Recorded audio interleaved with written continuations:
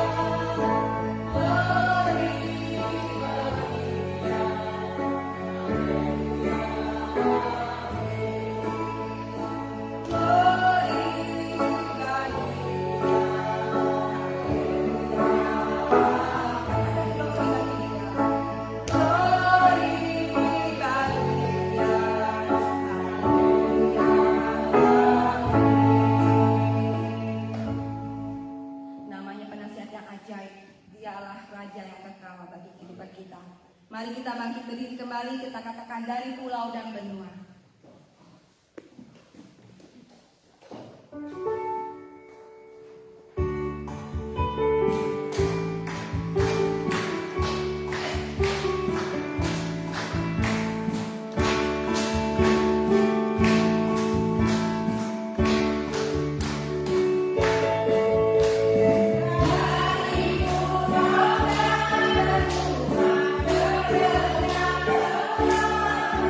Thank you.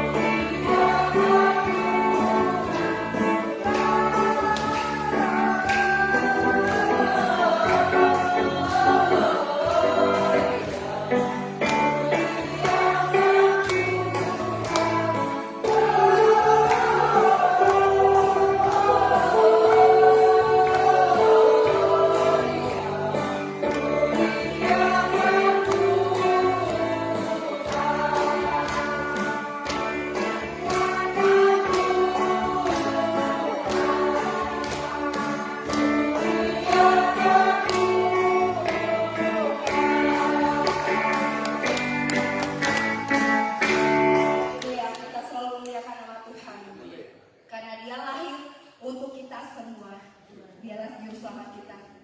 Haleluya.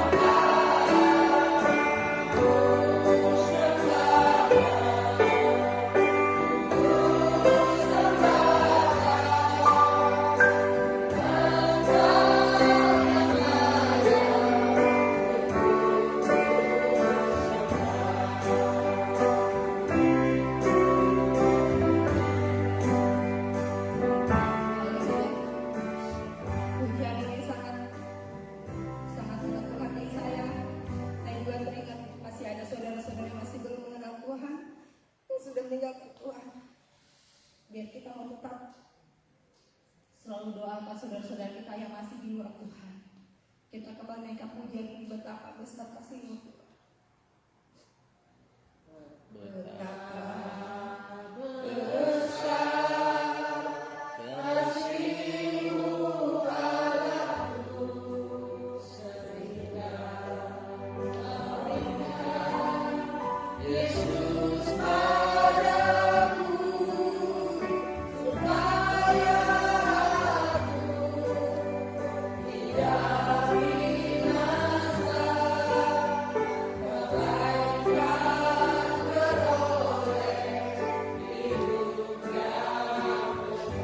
Katakan ku sembah Kau, ku sembah Kau, ku sembah Kau, Engkau yang layak untuk ku sembah, ku sembah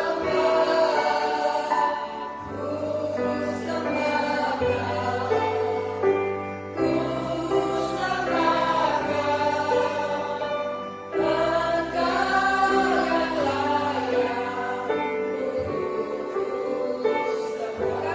ku sembah Kau.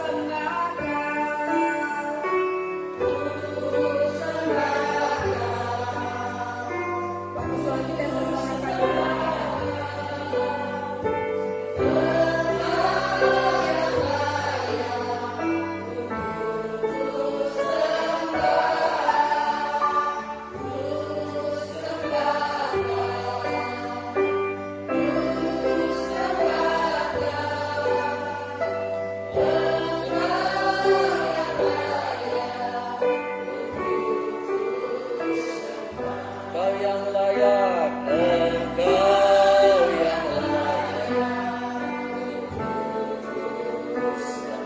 Engkau yang layak, Engkau yang layak.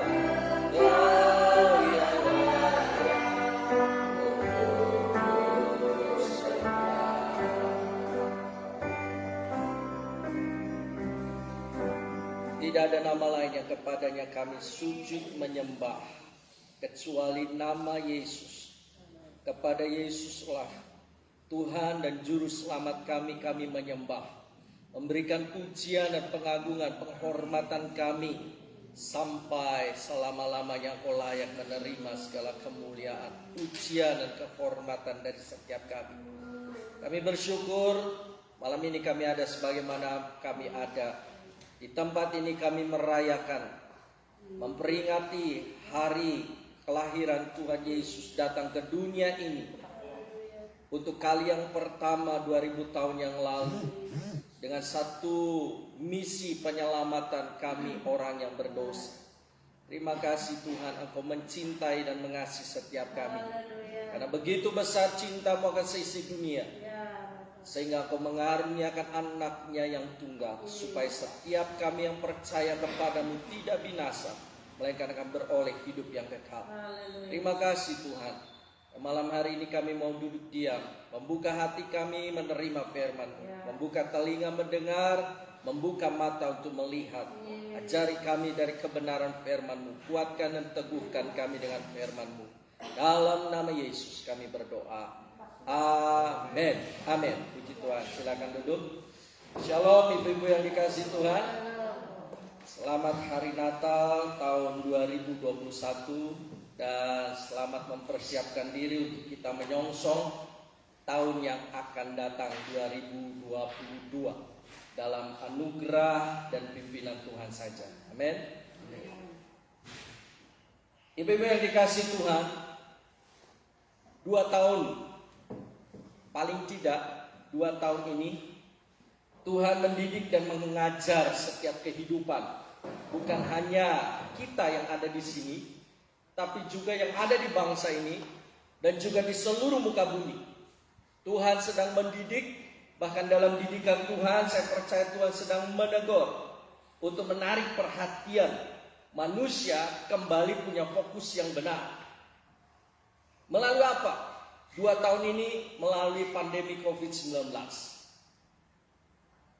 COVID-19 ini merupakan sebuah didikan Tuhan, hajaran Tuhan untuk menarik kembali perhatian manusia, untuk mengembalikan fokus kehidupannya dalam porsi yang benar. Dan termasuk Tuhan sedang mendidik gerejanya juga untuk mengembalikan fokusnya kepada fokus yang benar. Terlebih pada saat kita melaksanakan ibadah perayaan-perayaan Natal. 2 tahun ini suasana perayaan Natalnya berbeda dengan apa yang dilaksanakan sebelum-sebelumnya. Ya, 2 tahun ini dalam suasana keprihatinan. Tahun lalu kita juga melaksanakan Natal dalam suasana pandemi COVID-19. Tahun ini pun sama. Dan tidak banyak gereja juga melaksanakan seperti yang sudah-sudah. Mau gereja besar, mau gereja kecil. Terlebih gereja besar juga mengalami goncangan. Dan semua ini Tuhan sedang mengajar, mendidik untuk mengembalikan fokus kehidupan orang percaya kepada sebuah kehidupan iman, kerohanian yang benar. Dan saya percaya selama ini ada hal-hal yang Tuhan mau bereskan dalam kehidupan manusia, dalam kehidupan gereja, menyangkut tata pelayanan, tata ibadah, tata kerohanian kehidupan umat. Tuhan memproses, Tuhan membentuk. Nah, hari ini saya mengajak kita sekalian untuk lihat kebenaran firman Tuhan.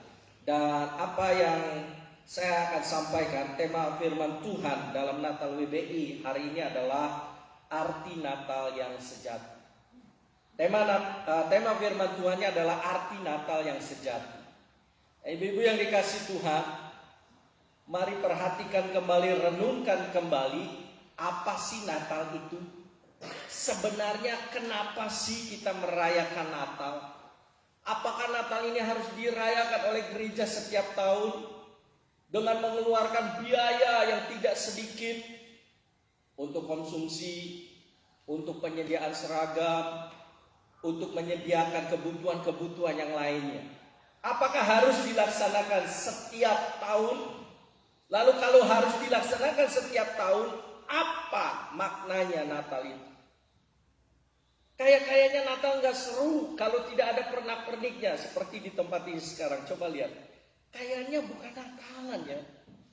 Kenapa? Pohon Natal aja nggak ada, iya kan? Pohon Natal nggak ada, kemudian juga pernak-pernik Natal nggak ada. Oke. Nah, makanya sekarang kita kembali kepada apa yang firman Tuhan katakan. Yuk belajar, apa sih arti Natal yang sejati? Apakah suasana Natal itu tidak afdol kalau tidak ada pohon Natalnya? Karena itu lambang, katanya kan, lambang bahwa hari ini hari Natal. Kalau nggak ada rasa-rasanya, kalau masakan itu cemplang rasanya, nggak ada rasanya gitu. Apakah betul apa yang ditulis di dalam Alkitab untuk kita bisa memaknai Natal seperti itu? Makanya 2 tahun ini Tuhan sedang proses.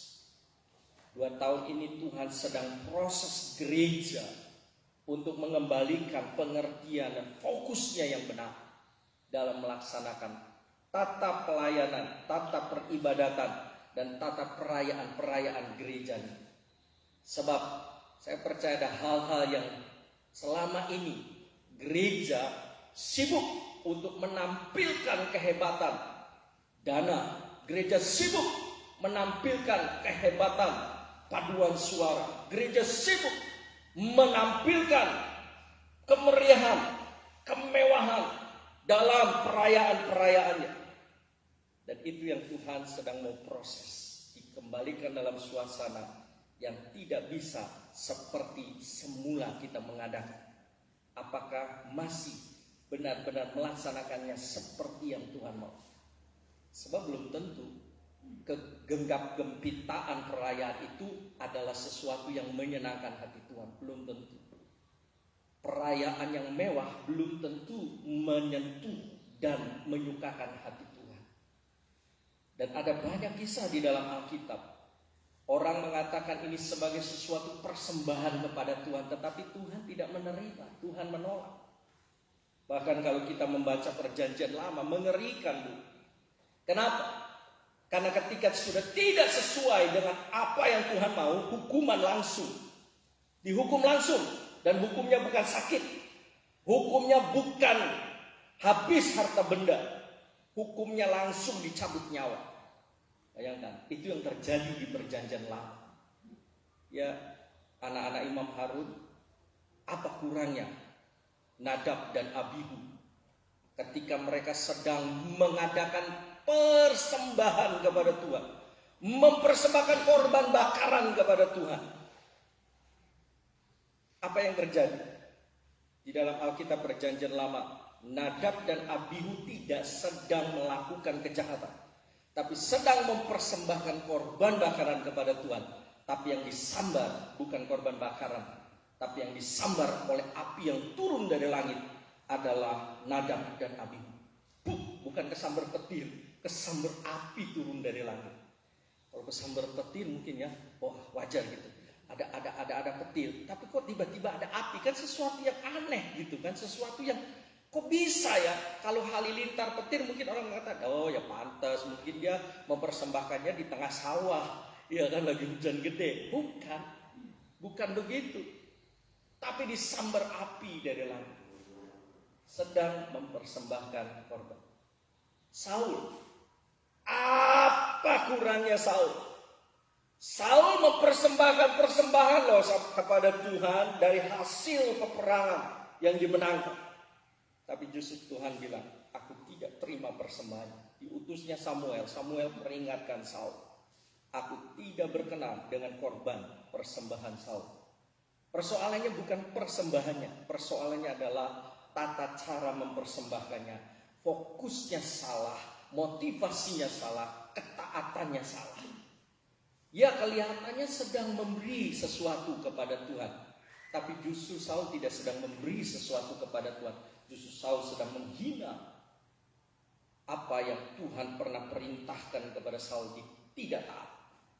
Saul pura-pura dengan mempersembahkan korban, padahal Tuhan sebelumnya sudah kasih perintah, tumpas semua. Tapi Saul tidak menumpas. Saul ingin memberikan apa yang terbaik dari jarahan tersebut dipersembahkan sama Tuhan. Tapi Tuhan bilang, tumpas, jangan ada yang diambil. Tapi Saul mengambil. Nah, jadi itu contoh-contoh dalam Alkitab.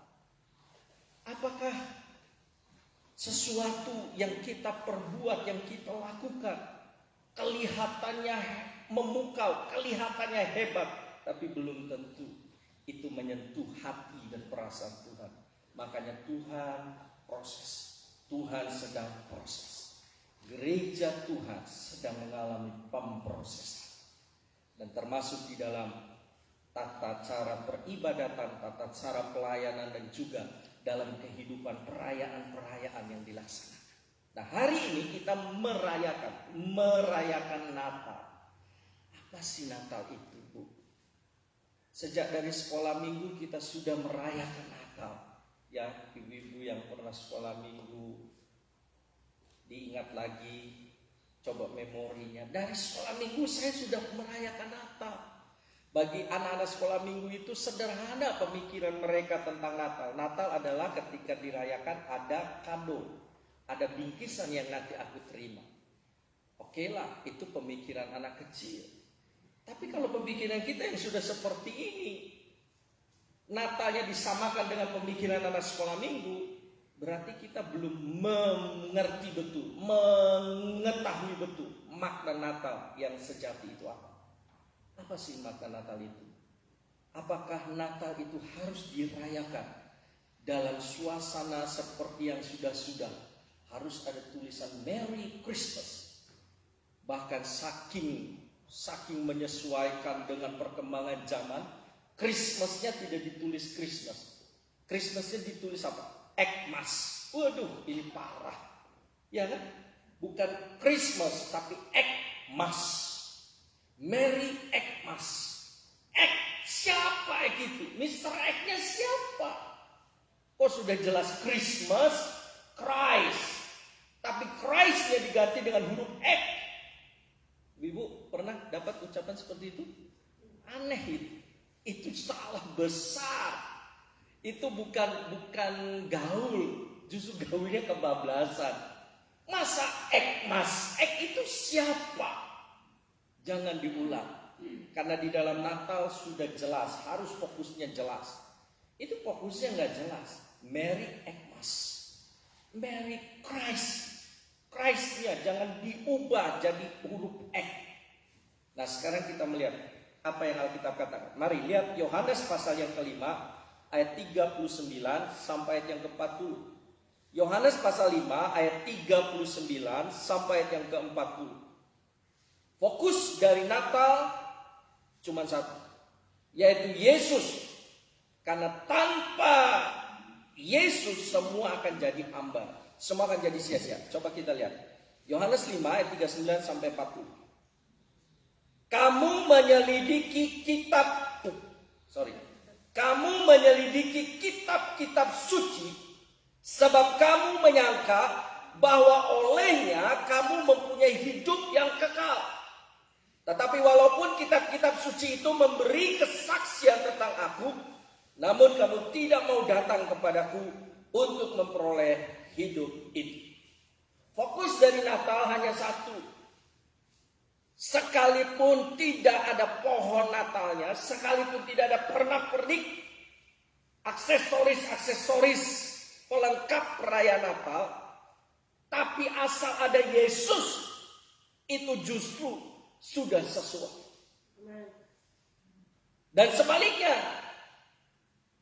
tanpa Yesus semuanya ada, pohonnya ada, pernak-perniknya ada, tapi Yesusnya nggak pernah ada.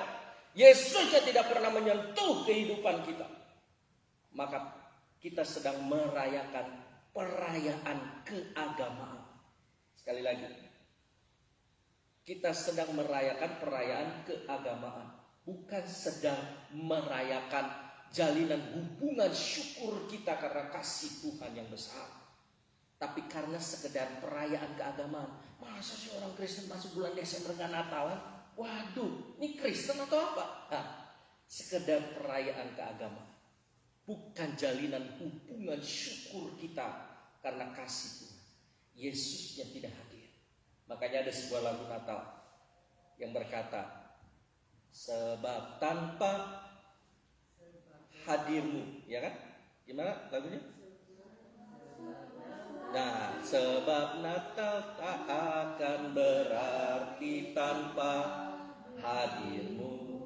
Tidak akan ada artinya tanpa hadirnya Tuhan. Sebab fokusnya satu, kita sedang merayakan apa? Ibu coba dirayakan hari ulang tahunnya, bonunya ada ibu-ibu yang sedang perayaan ulang tahunnya nggak pernah dihadirkan.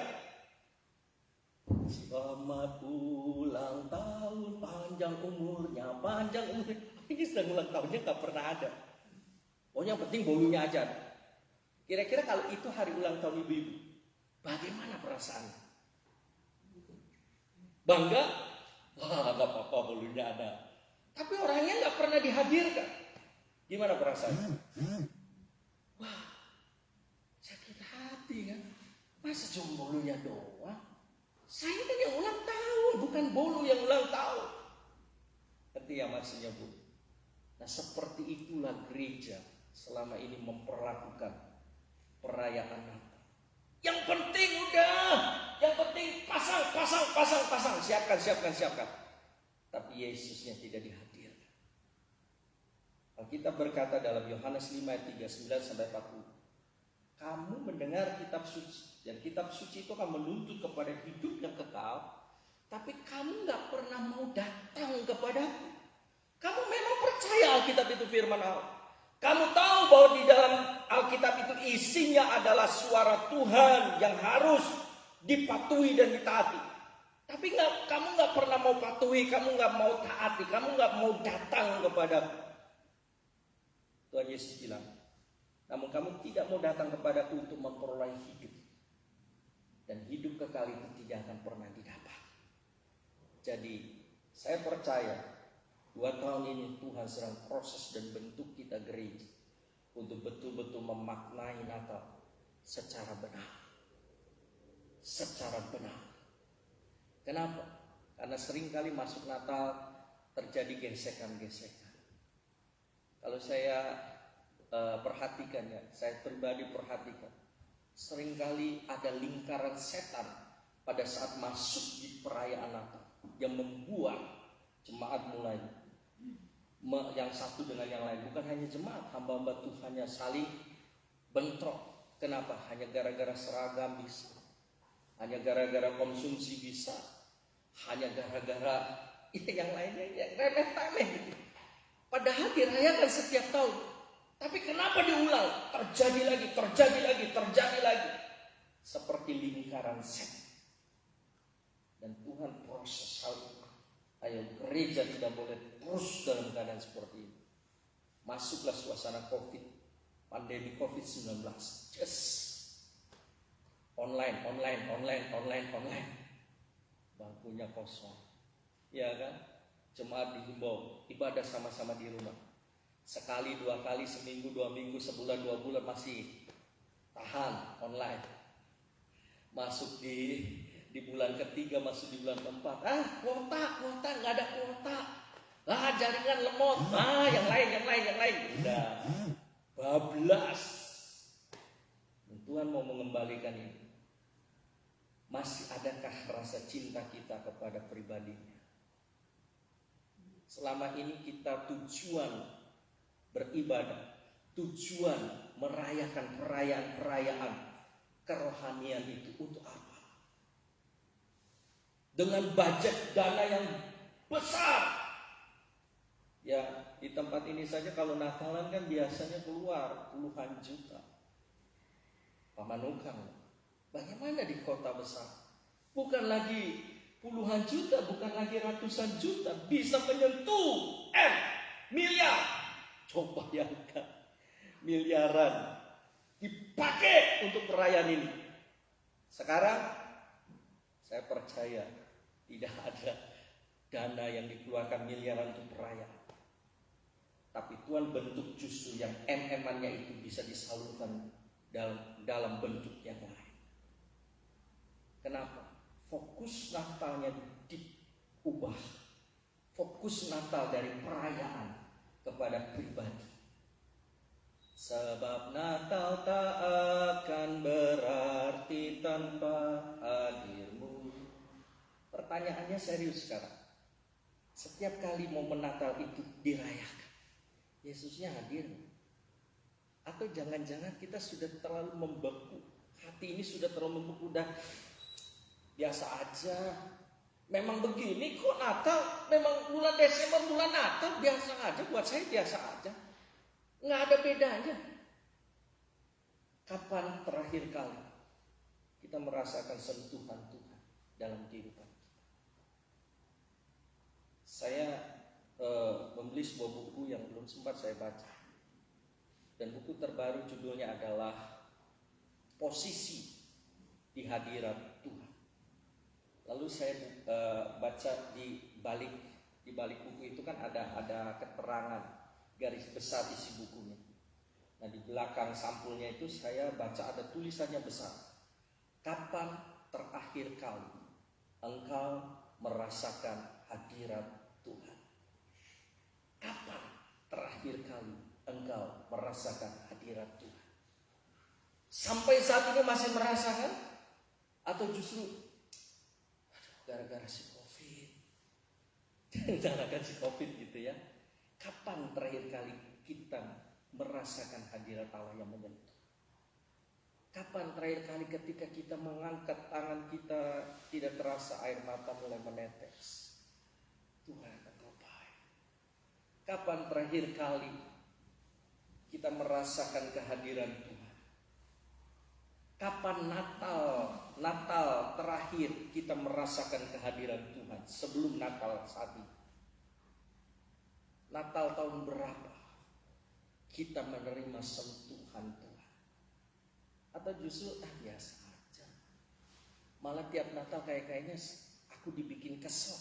Dibikin keselnya gara-gara apa? Ya gara-gara kepanitiaan, gara-gara seragam, gara-gara konsumsi, gara-gara yang lain-lain lah. Itu seringkali terjadi. Fokus Natal adalah Yesus. Kitab suci memberitakan, tapi kalau kitanya tidak datang kepada pribadi Yesus, tidak akan memperoleh. Karena begitu besar kasih Allah akan seisi dunia sehingga Ia mengaruniakan anak yang tunggal supaya setiap orang, bukan hanya orang gereja. Kalau orang gereja yang nggak mau, orang di luar gereja mau, orang di luar gereja selamat, orang di dalam gereja tidak selamat. Karena Alkitab mengatakan setiap orang, bukan setiap jemaat, bukan setiap orang Kristen, setiap orang. Karena begitu besar kasih Allah akan seisi dunia. Karena kalimatnya begitu, Yohanes 3:16.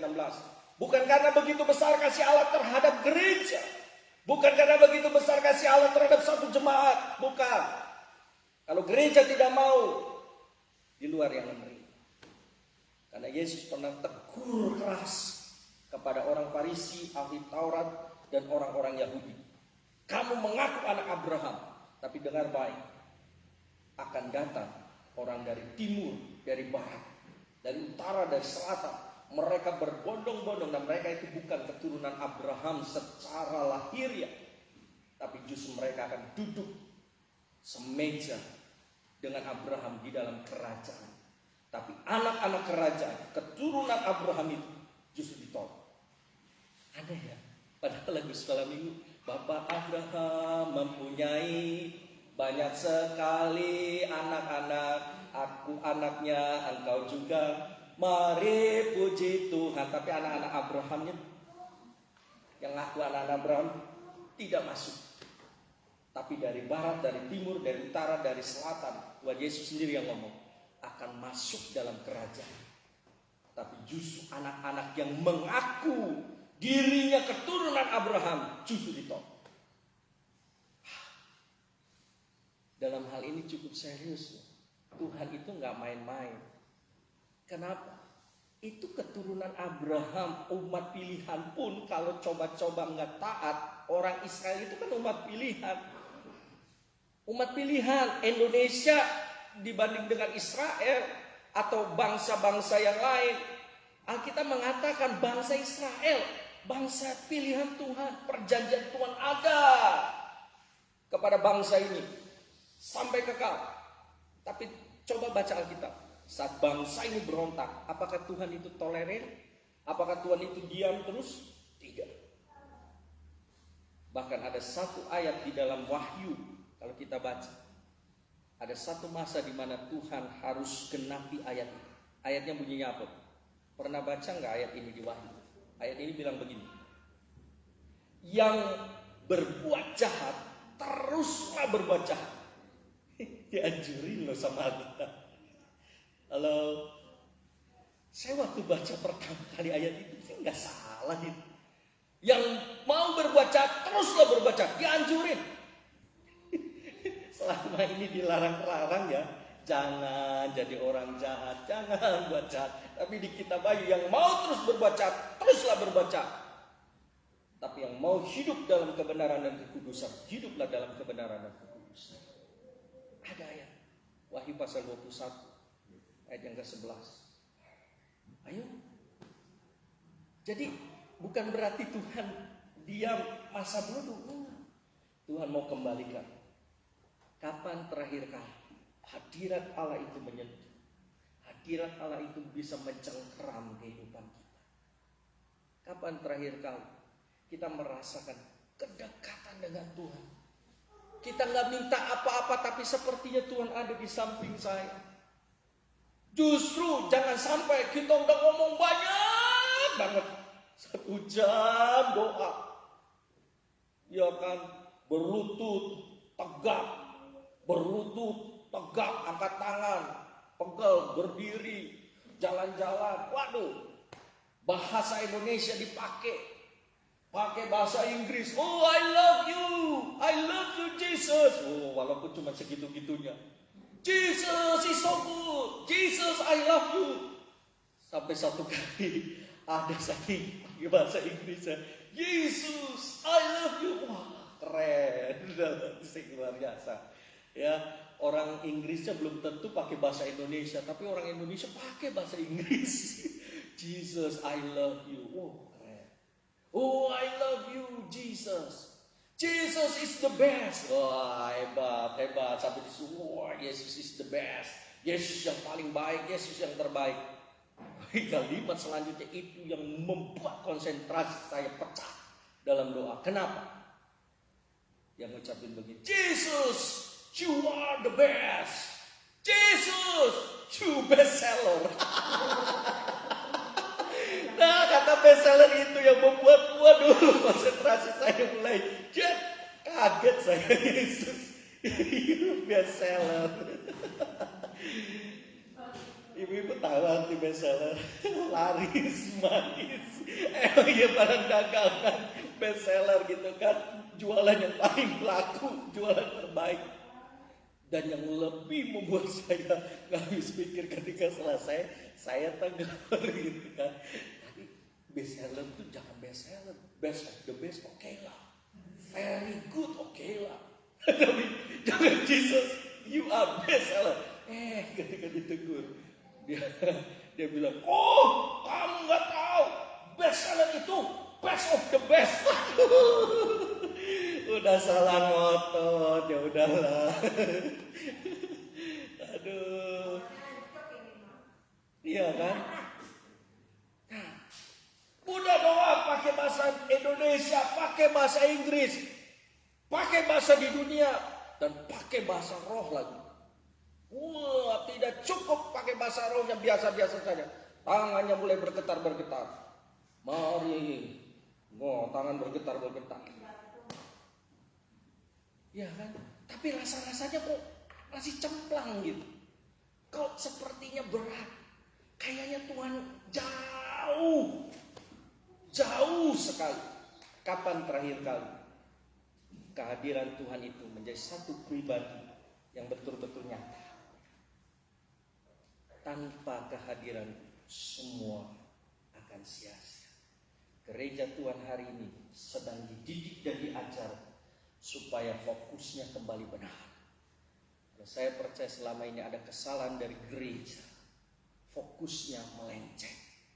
Dan Alkitab sendiri kan bilang, menjelang kedatangan Tuhan yang kedua kali, yang dibersihkan, yang dibereskan dulu dimulai dari mana?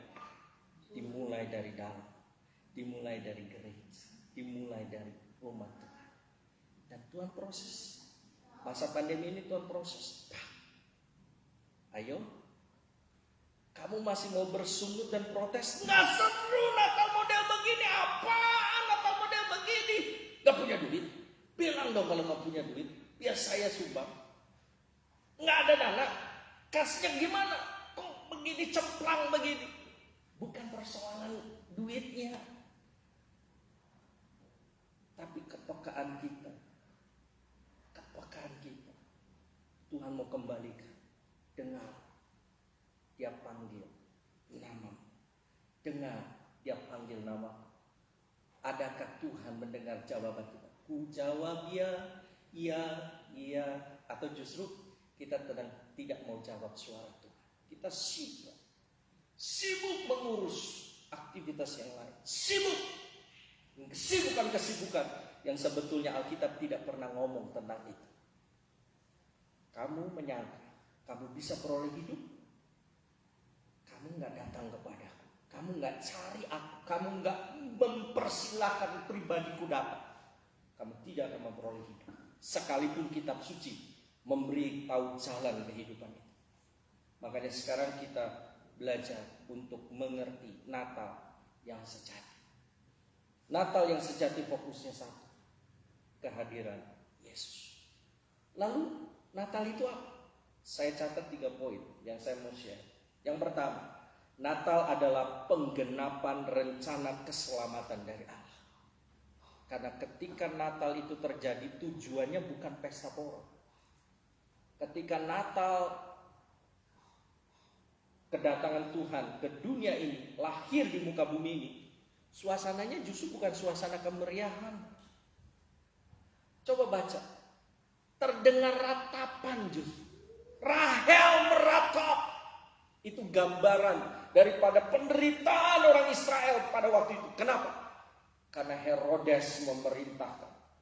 Cari bayi-bayi yang dilahirkan pada saat-saat seperti ini. Cari. Ya, bayi-bayi ya pokoknya di bawah usia yang tidak lebih daripada 2 tahun, tidak lebih daripada setahun. Cari. Dan kalau jenis kelaminnya laki-laki, bunuh. Herodes perintahkan itu. Nah, sekarang ibu-ibu yang melahirkan punya anak laki-laki, diambil. Kan Herodes nggak tahu, pengawalnya nggak tahu. Ini benar nggak ini bayi yang dinubuatkan jadi raja itu, Mesias itu? Kan nggak tahu. Pokoknya bunuh aja. Nggak ditanya dulu. Pak, bapak turunan raja. Model kieu turunan raja. Model kieu turunan raja. Aduh goreng katut. Gitu kan. Nggak ditanya. Bunuh. Dan Alkitab mengatakan terdengar ratapan. Rahel menangis. Rahel itu gambaran daripada ibu yang melahirkan keturunan generasi yang menjadi bangsa Israel itu. Menangis. Jadi bukan suasana genggam gembira pesta-pesta, justru ratapan. Lalu kelahirannya Yesus di mana? Di hotel? Enggak, hotel nggak ada yang mau. Ya bisa aja hotel juga lihat-lihat. Kayaknya nggak punya duit ini orang. Nanya-nanya masih ada kamar nggak? Nggak ada. Pak, dari kayaknya aja. Kayaknya nanti kalau dipersilakan, wah mau bayar ya. Nggak akan bisa bayar ini orang. Tutup, penuh. Sama kan? Zaman sekarang juga kan begitu. Ya kalau hotel sih saya belum tahu, tapi kalau rumah sakit banyaknya begitu. Dan itu pengalaman saya. Ya kan? Apalagi kalau dirujuk, gunakannya BPJS. Kalau ditelepon penuh. Tapi belum tentu penuh. Karena memang pengalaman waktu saya antar Ewin untuk rujuk, ya kan? Penuh Pak, tunggu dulu. Dari jam 11 siang diantar dari Pamanukan sampai ke sana sekitar jam 2 lah ke rumah sakit tersebut. Sampai jam 2 siang di IGD itu sampai jam 11 baru bisa masuk di kamar perawatan. Dari jam 2 sampai jam 11 malam di ruang IGD. Kenapa? Karena kamarnya penuh. Tapi begitu sampai, masuk dulu di ruang transit. Rumah sakit ada ruang transit. Ruang transit dulu. Di ruang transit itu banyak kasurnya kosong. Dan begitu masuk di kamar perawatan, itu yang membuat saya geleng-geleng kepala. Waduh, apakah gara-gara BPJS atau gimana gitu ya? Saya nggak tahu. Tapi begitu masuk, banyak kosong. Kita perlu doa untuk hal-hal yang seperti ini. Birokrasi di Indonesia ini masih betul-betul harus ada pembenahan, pemberesan. Ya kan? Kita nggak bisa menyalahkan rumah sakitnya 100% memang. Karena seringkali juga rumah sakit juga mengalami kewalahan juga kan. Dimanfaatkan dengan orang menggunakan layanan BPJS. Bayar pemasukannya nggak ada tapi penggunaannya tinggi. Ini besar pasak daripada tiang. Makanya penuh. Padahal kosong. Gitu ya. Ya, itu intermezzo saja. Nah, waktu Yesus lahir, nggak ada hotel yang bisa menerima. Lahir di kandang. Tapi ketika Natal itu terjadi, tujuannya apa sih? Dia udah enak-enak di sorga. Udah cek orang Sunda mah bilang, udah uncang-uncang kaki aja di sorga. Gitu kan, lihat sih, Pamanukan sih. Pacinan DTR Talasari. Wah, dilihat tuh udah. Lihat gitu aja tunjuk. Hari ini berkat turun buat Pacinan. Hari besok berkat buat PTN. Hari besok berkat buat Talasari. Udah. Hari ini berkat buat Indonesia.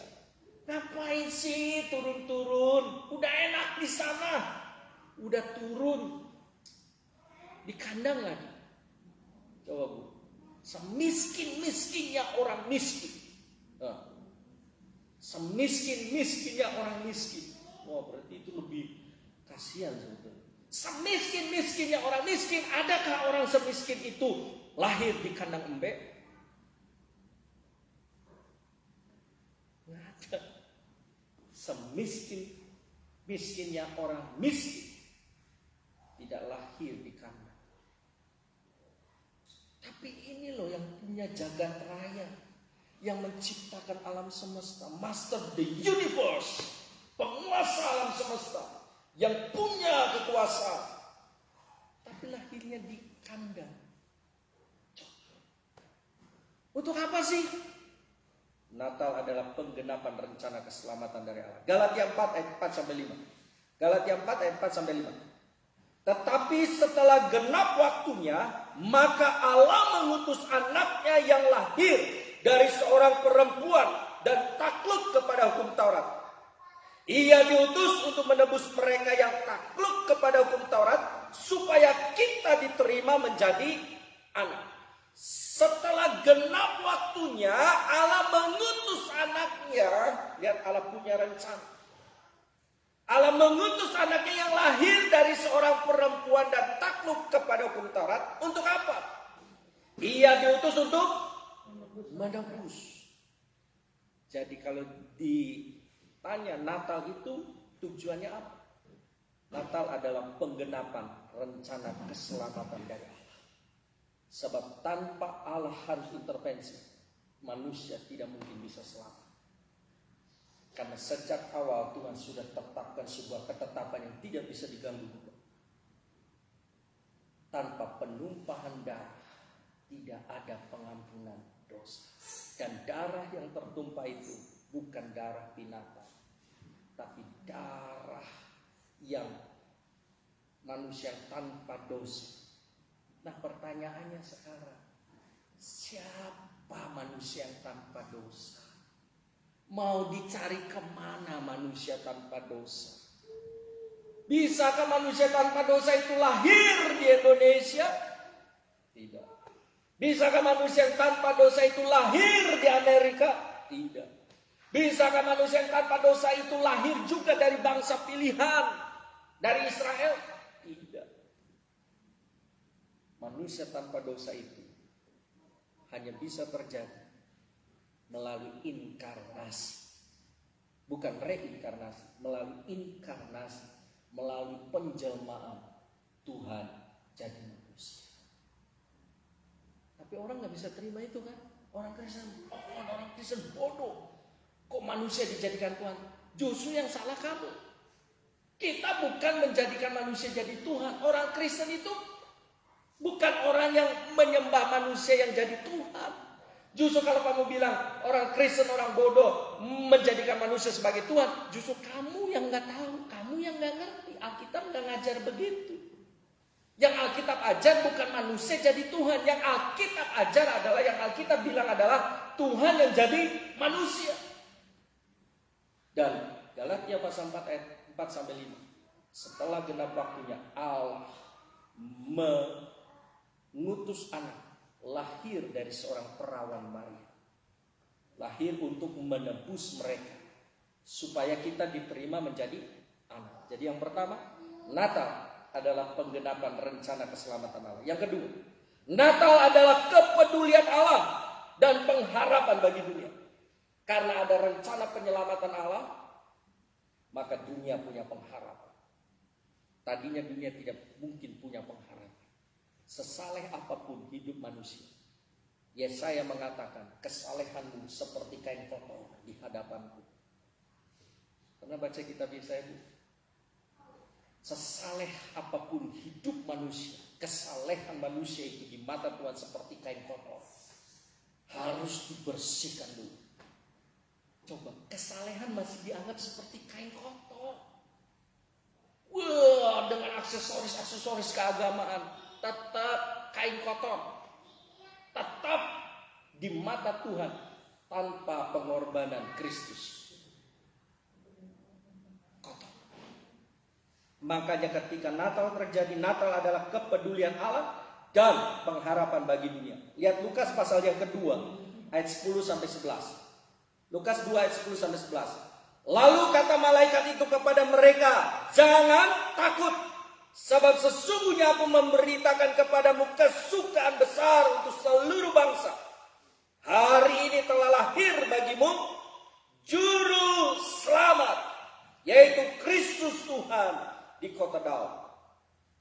Bahasanya Om Gilbert bilang begini, nabi boleh banyak, rasul boleh banyak, tetapi juru selamat hanya satu, dan tidak ada yang lain. Namanya Yesus, namanya Yesus. Cuma dia. Nabi boleh banyak, rasul boleh banyak, agama boleh banyak, tapi juru selamat hanya satu. Hari ini telah lahir bagimu juru selamat, yaitu Kristus Tuhan di kota Daud. Karena kelahiran Kristus memberikan pengharapan. Ibu-ibu yang dikasih Tuhan, ketika kita merayakan Natal seharusnya terjadi sebuah pengharapan dalam hidup kita. Justru kalau kita merayakan Natal tapi kita masih gak punya pengharapan, aduh, Kristusnya hadir gak? Kalau Kristus hadir, ada pengharapan. Tapi aku sudah mengalami masalah besar. Oke, Kristusnya hadir gak? Ya, tapi masalah ini hadir gak Kristusnya? Masalah enggak, saya nggak tanya masalah. Kristusnya hadir gak? Kalau bicara masalah, siapa sih yang nggak punya masalah? Coba angkat tangan. Siapa yang nggak punya masalah? Kalau bicara persoalan, siapa yang nggak punya persoalan? Tapi yang mau difokuskan hari ini bukan persoalannya, Kristusnya ada nggak? Pencobaan-pencobaan yang kamu alami adalah pencobaan biasa yang tidak melebihi kekuatanmu sebagai manusia. Sebab pada waktu kamu dicobai, Allah akan memberikan jalan keluar bagimu. Segala perkara dapat kutanggung di dalam Dia yang memberi kekuatan. Roma 8 ayat 28, segala Allah turut bekerja dalam segala sesuatu untuk mendatangkan kebaikan. Tapi jangan titik. Jangan dipotong sampai di situ. Itu Roma pasal 8 ayat 28 itu tidak titik di situ. Itu belum selesai. Allah turut bekerja dalam segala sesuatu untuk mendatangkan kebaikan. Amin. Amin. Tunggu. Jangan amin dulu di situ. Itu ayatnya belum lengkap. Kalau cuma amin sampai di situ, kau mau hidup seenakmu, kau mau hidup seturut dengan cara-caramu sendiri, Allah turut bekerja dalam segala sesuatu untuk mendatangkan kebaikan. Hidup terus dalam pelanggaran, hidup terus dalam ketidaksesuaian dengan hati Tuhan, Allah turut bekerja. Kalau sampai di situ, stop, tunggu, jangan diaminkan dulu. Ayatnya belum selesai. Allah turut bekerja dalam segala sesuatu untuk mendatangkan kebaikan, terus? Nah, itu baru selesai. Bagi mereka yang mengasihi Tuhan. Nah, pertanyaannya, mohon maaf, ke gereja belang bentong, doa nggak pernah, baca Alkitab nggak pernah, ya kan? Ya butuh Tuhannya pada saat ada pergumulan doa. Allah turut bekerja dalam segala sesuatu untuk mendatangkan kebaikan. Amin, amin. Tunggu. Enak aja amin. Lengkap dulu. Bagi mereka yang mengasihi. Makanya banyak yang protes kan. Enggak janji Tuhan. Om, Tuhan itu sayang gak sama saya? Kalau sayang sama saya kenapa ya? Saya udah berdoa gak dijawab. Kan katanya Allah turut bekerja dalam segala sesuatu. Sabar bu, sabar. Dalam segala susahmu, sabar, sabar, sabar. Tuntaskan ayatnya. Bagi mereka yang mengasihi. Nah sekarang pertanyaannya, kita masih punya kasih gak kepada Tuhan? Apa buktinya? Buktinya saya sembahyang. Hah? Sembahyang? Kapan? Ya saya datang. Tuhan tolong, saya punya masalah. Doa waktu ada masalah doa. Gampang kalau doa waktu ada masalah lah. Ya kan semua juga bisa. Tapi coba ketika tidak ada katakanlah ya, katakan ketika tidak ada kebutuhan. Ketika tidak ada kebutuhan. Tapi nggak mungkin nggak ada kebutuhan ya. Kalau bahasa saya sekarang. Ketika tidak ada kebutuhan. Masih nggak doa? Masih nggak menyembah? Masih nggak cari Tuhan? Ketika tidak ada kebutuhan. Kenapa datang? Saya mau pengen datang. Kenapa? Saya mau memuliakan Tuhan.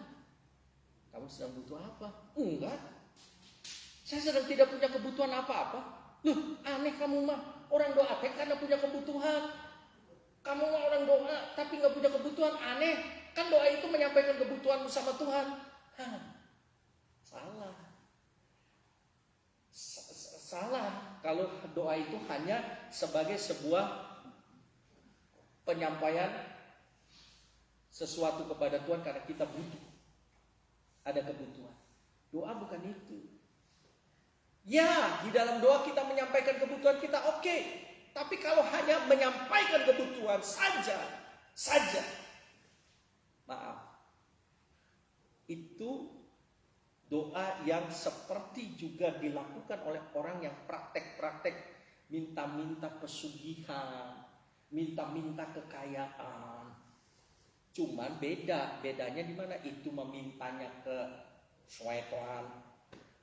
Ini mah mintanya kepada Tuhan. Itu minta kepada hantu. Nah, ini mah minta kepada Tuhan. Itu kan? Itu minta kepada hantu. Tapi coba, jangan kepada pribadinya. Lihat tujuan daripada aktivitasnya dilakukan. Apa? Yang satu minta berkat. Di sini minta berkat. Di sana mah ke hantu, di sini mah ke Tuhan. Gitu kan? Tapi lihat lagi Roma pasal 8 ayat 28. Allah turut bekerja dalam segala sesuatu untuk mendatangkan kebaikan. Amin. Tunggu, jangan amin dulu. Selesaikan dulu.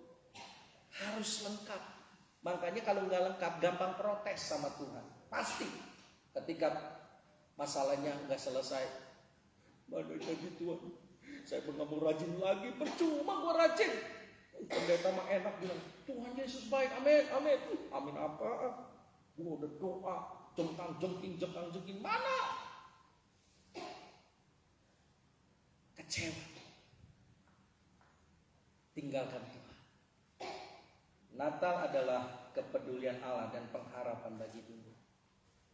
Kalau ada Tuhan, ada pengharapan.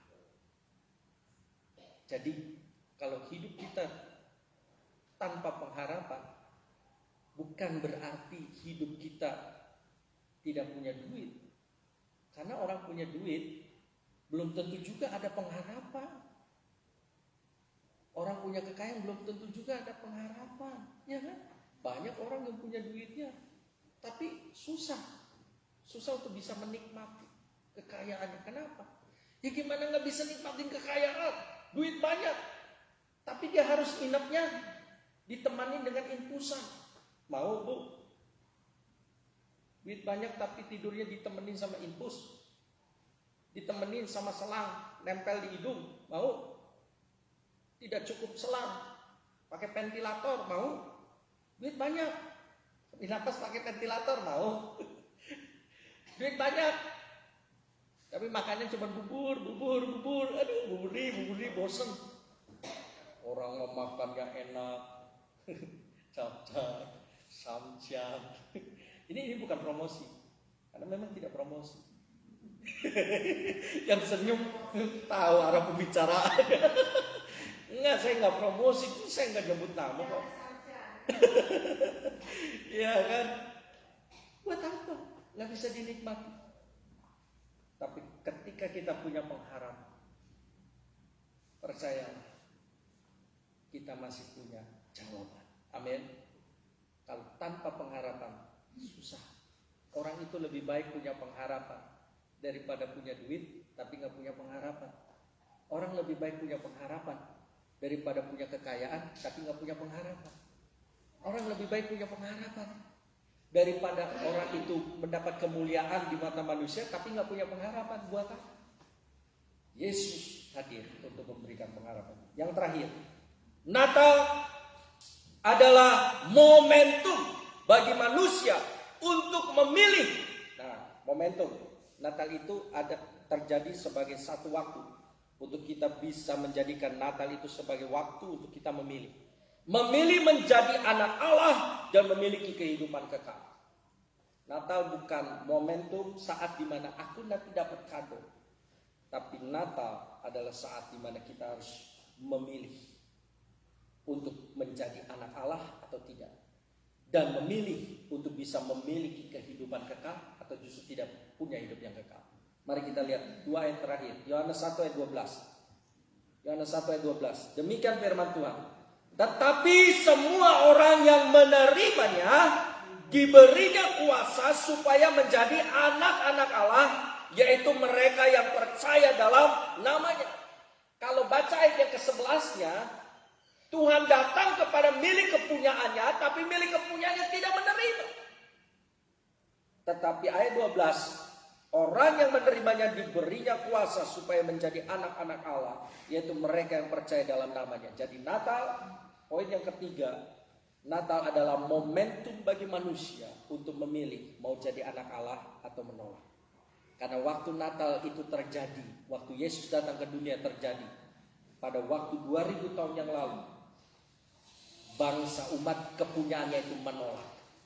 Makanya ayat 12 mengatakan, tetapi yang menerimanya diberi kuasa untuk menjadi anak Allah. Ayat terakhir, 1 Yohanes 5 ayat 12. Barang siapa memiliki anak, ia memiliki hidup. Barang siapa tidak memiliki anak, ia tidak memiliki hidup.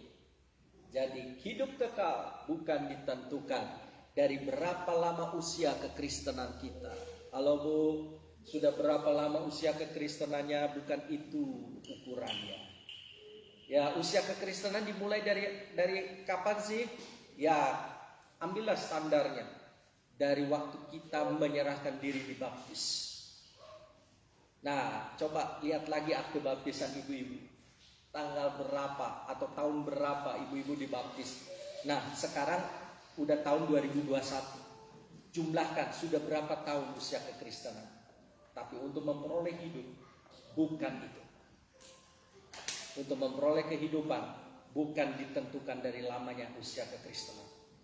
Tetapi, adakah kita memiliki anak? Orang yang memiliki anak, Yesus, ia memiliki hidup. Barang siapa tidak memiliki anak, ia tidak memiliki hidup. Jadi jelas ya, Natal yang sejati adalah adakah Yesusnya kita miliki. Kalau Yesusnya tidak kita miliki, puluhan tahun perayaan Natal semua hanya sekedar perayaan keagamaan. Mari kita bangkit dari kita berdoa. Haleluya. Malam hari ini Tuhan, kami sudah menerima kebenaran firman-Mu. Dalam perayaan Natal di tahun 2021 ini, kami merayakannya dan banyak gereja merayakannya tidak seperti biasa. Dalam suasana keprihatinan dan suasana pandemi COVID-19. Tapi satu hal yang kami mau belajar mengerti, memahami. Bahwa sesungguhnya Tuhan sedang mendidik dan memproses kami gereja. Untuk memiliki fokus dan makna yang benar, pengertian yang benar. Dalam menjalankan setiap aktivitas kerohanian, aktivitas peribadatan, aktivitas pelayanan. Dan perayaan-perayaan keagamaan. Termasuk perayaan Natal di bulan Desember ini. Biarlah berkat Tuhan dicurahkan atas kehidupan gereja. Dan bawa gerejamu untuk memiliki pengertian pemahaman yang benar. Sebab Natal tanpa kehadiran Tuhan Yesus tidak akan ada artinya apa-apa. Kalau selama ini gereja memfokuskan kepada kemeriahan. Memfokuskan kepada pengeluaran budget dana yang begitu besar. Tapi kehilangan kehadiran Kristus dalam momen-momen Natal. Maka malam hari ini kami diajar, diingatkan. Untuk kami bisa memiliki fokus yang benar. Terima kasih.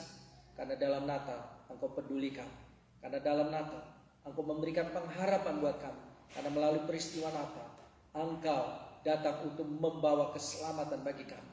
Karena dalam peristiwa Natal Engkau menjadikan kami memiliki momentum untuk kami bisa memutuskan pilihan untuk menjadi anak Allah.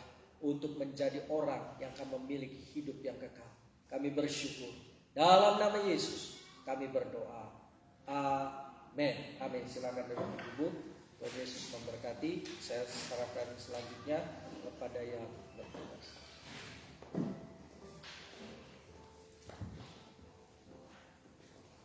Ya, terima kasih kepada hambanya Bapak PDP Angganus yang sudah menyampaikan firman Tuhan. Kita akan memberikan persembahan, kita akan nyanyikan sebuah lagu damai yang diberikan sangat besar. Nanti saya undang Ibu Didi Mary untuk mengambil persembahan.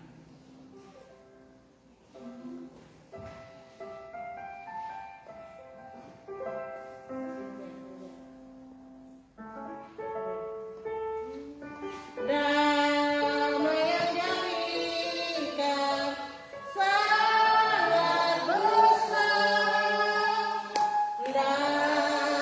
yang jadikan hati gemar. Tuhan beserta sepanjang jalan usahakan padanya. Sekali lagi. Nama yang diberikan sangat besar. Nama yang diberikan hati gemar.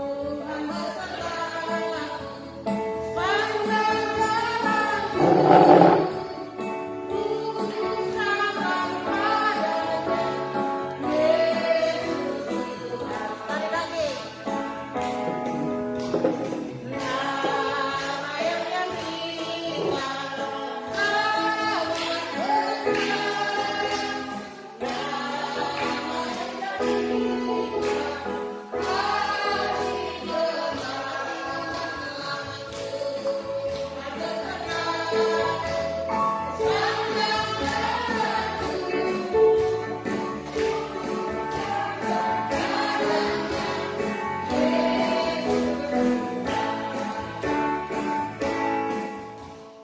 Terima kasih buat semua ibu-ibu yang sudah memberikan persembahan dan juga bisa hadir di ibadah terakhir di tahun 2021 pada tanggal 15 di bulan Desember ini, dan kelas kita mengadakan syukur kepada Tuhan yang telah memimpin kita 1 tahun ini melewati pergumulan-pergumulan dengan pergumulan nasional, yaitu virus corona melanda seluruh dunia. Kemarin pun ibadah Natal di Bandung, Porda pelaksananya ditargetkan untuk 60 orang, namun tidak mencapai target yang disediakan karena ya mungkin sudah biasa di rumah gitu ya. Biasanya kalau ada Natal yang seperti itu pasti penuh, banyak yang datang. Ini kuota yang disediakan untuk 60 orang tidak memenuhi saudara sekalian. Tapi Natal tetap terlaksana karena memang disiarkan lewat Zoom, dan juga ketua pusat, BPD semuanya menyampaikan itu lewat Zoom untuk ucapan selamat Natalnya ke WBI. Nah, saudara sekalian, saya bersyukur kita yang hadir malam hari ini bersama dengan 3 pria ada berjumlah 19 orang. Bersyukur kepada Tuhan kita bisa tatap muka dalam jumlah yang sedikit ini untuk tetap beribadah kepada Allah. Nah, tahun depan baru kita ketemu kembali. Nanti kita akan informasikan kita mulai start ibadahnya di minggu keberapa di tahun 2022. Jadi malam ini kita akan sampaikan selamat Natal dan selamat memasuki tahun baru nanti ya Januari 1. Nah, mungkin kita juga tidak akan seperti dulu mengadakan doa bersama di gereja, tapi kita mungkin masing-masing di rumah kembali untuk melaksanakannya. Tapi pengumuman penting adalah hari Minggu untuk anak-anak ibadahnya jam 4 sore, dan Natal umum untuk tanggal 26 Minggu pagi di tempat ini.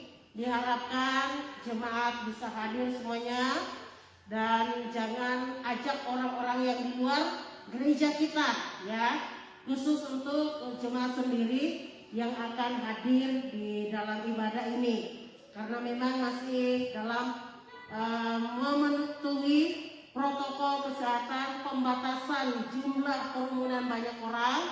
Makanya kita tidak mengadakannya pada sore hari, tapi pada pagi hari kita ibadah bersama plus merayakan 50 tahun pernikahan tante sama om Tuhan sudah pelihara dalam pernikahan selama 50 tahun, tepat tanggal 26 sama dengan tanggal perkawinan beliau. Jadi kita turut serta bersyukur dalam hal itu. Dan mungkin kita nanti akan sepakatin kita latihan apakah hari Minggu ini.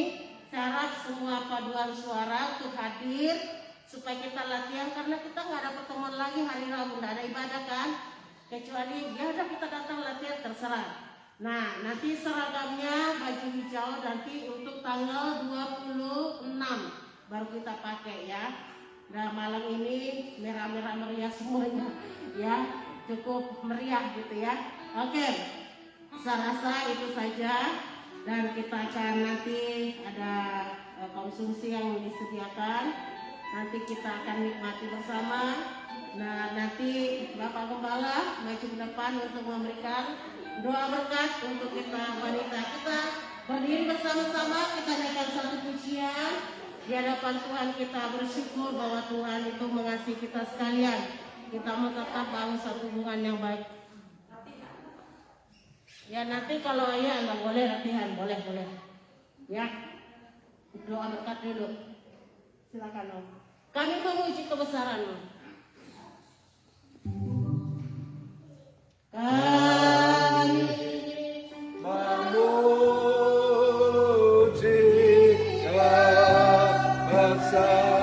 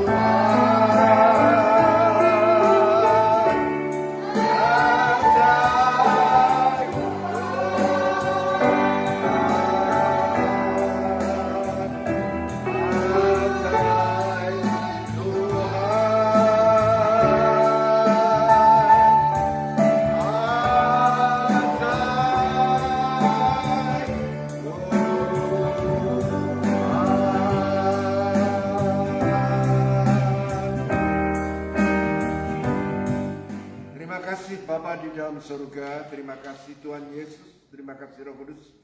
Kami imani, kami yakin Tuhan Kau ada di tengah-tengah kami. Karena kami percaya padamu, kami juga percaya akan kebenaran firman-Mu. Jika 2-3 orang sepakat sehati memanggil nama-Mu Tuhan, Engkau ada di tengah-tengah mereka. Oleh sebab itu, petang malam hari ini, kaum wanitamu telah merayakan, memperingati Tuhan kelahiran-Mu yang pertama ke dunia 2000 tahun yang lalu. Dan Engkau sudah berjanjikan akan datang kedua kalinya untuk menjemput kami semuanya Tuhan pulang ke rumah Bapa bersama-sama dengan Engkau untuk selama-lamanya. Oleh sebab itu, biarlah Natal tahun 2021 ini dihayati dengan sungguh-sungguh Tuhan, makna dan hakikat yang sebenar-benarnya Tuhan. Karena mungkin kami telah melakukan kesalahan-kesalahan pada masa-masa yang lampau Tuhan, sehingga kami tidak memfokuskan Tuhan kelahiran Kau ke dunia ini untuk menjadi Tuhan dan seluruh selamat kami semua manusia berdosa. Tetapi kami telah Tuhan beralih ke pesta pora, selebrasi, hura-hura dan lain sebagainya. Ampuni kami umat-Mu ini Tuhan. Pada saat ini kami mengucapkan selamat Natal. Selamat Natal, selamat datang, selamat atas kelahiran-Mu 2000 tahun yang lalu. Kami juga rindu dan kami berpengharapan penuh untuk kedatangan-Mu yang kedua kali. Oleh sebab itu kami mau Tuhan taat patuh padamu, diproses, dibentuk, dipersiapkan untuk menjadi mempelai Kristus yang tidak bercacat dan tidak bercela. Hidup dalam kekudusan dan kebenaran firman Tuhan. Terima kasih Tuhan, Kau berkati wanitamu yang menyelesaikan ibadah secara urutan gereja ini, yaitu dengan jadwal hari Rebu, setiap hari Rebu ya Tuhan Yesus pada tahun 2021 ini.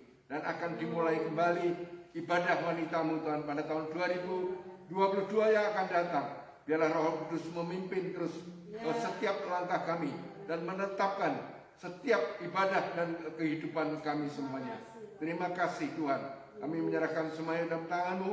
Kami doakan saudara-saudara kami yang tidak hadir, saudara-saudara kami yang mungkin mengalami sakit penyakit atau gangguan kesehatan, Kau jamah termasuk Tuhan Taci dari Tuhan Lili Lestari, Tuhan Yesus. Kau jamah mamahnya Hanan ini Tuhan, oleh pilur-pilur-Mu Yesus, Kau sembuhkan mereka semuanya.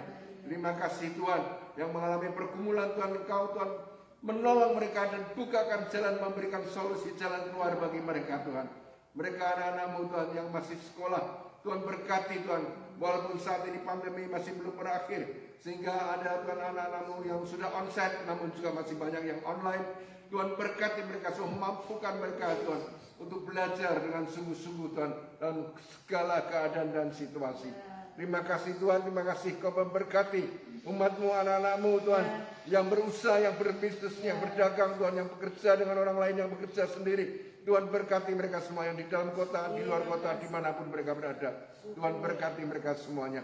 Penuhkan dengan sukacita Natal, penuhkan dengan ucapan syukur Tuhan atas kehidupan kami semuanya. Di dalam nama Bapa, Anak dan Roh Kudus, kami mengucapkan syukur.